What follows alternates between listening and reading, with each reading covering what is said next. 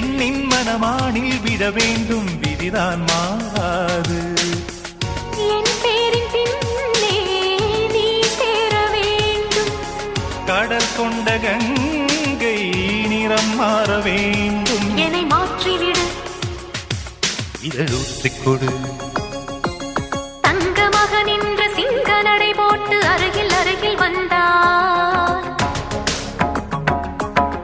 ரெண்டு புறம் பற்றி எரியும் மெழுகாக மங்கை உருகி நின்றாள்.